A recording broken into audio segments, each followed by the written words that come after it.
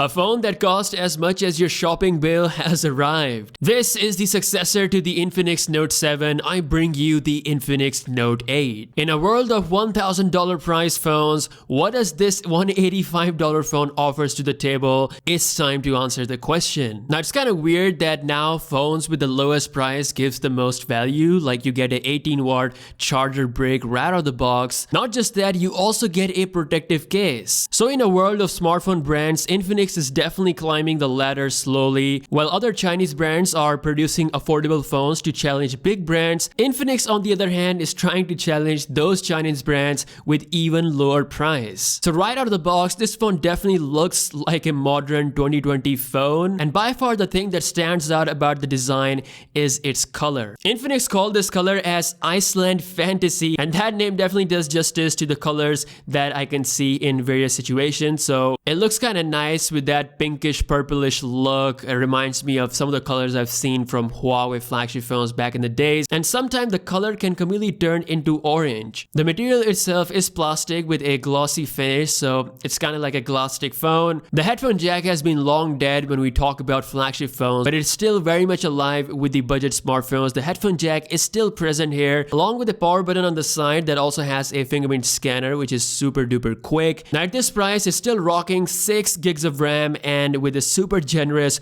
128GB of storage. And the processor running the show is the MediaTek Helio G80. Now, to test out how good this processor is, I fired up Genshin Impact on this phone. This is like the most heaviest high graphical game we have on smartphones right now. And to my surprise, it worked pretty good on the default settings. Of course, you can still play Asphalt 9 and PUBG on medium to high settings. Gaming wise, MediaTek chipsets have a good reputation, and this one does a good job as well. The display itself is almost 7 inches. It's a 6.95-inch dual punch selfie display. One of the reasons why it's so affordable is because it's rocking a 720p HD LCD panel. Obviously, my main concern was, is the display okay to look at when it comes to the outdoor situation, and it was pretty bright enough. No weird tint or anything. The colors are pretty decent. It's good for the price, and it does absolute justice to the performance and battery, which I couldn't kill even with continuously using social media apps and watching YouTube videos. It's got a beefy 5200 mAh battery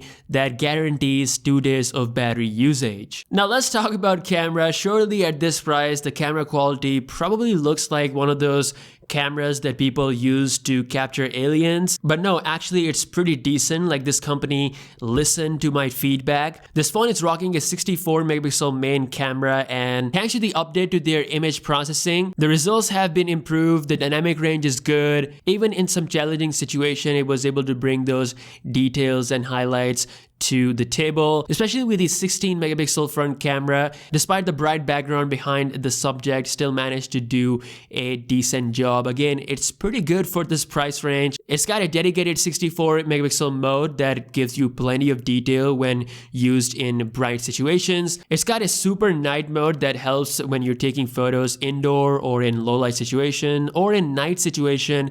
Definitely adds detail and brightness and gets rid of all that noise. Now you can shoot 1440p videos with a fast autofocus, good colors, although no optical image stabilization, but there is a steady mode that shoots videos really smooth. Now that's about it when it comes to the cameras, because the other camera sensors are just there to make this phone look like a flagship. Like, I guess the zoom camera helps a little when you're zooming, but I will say that the main camera does a pretty decent job. So overall, the Infinix Note 8, I think Infinix is doing a good job challenging these other Chinese brands. I feel like this phone has very few trade-offs considering its price in 2020 at a super affordable bracket, having 128 gigs of storage, 6 gigs of RAM, a decent gaming performance, big battery, modern looking design. I feel like it's doing a justice to this price tag. Now, I personally see this phone as a great secondary smartphone. Anyone who's looking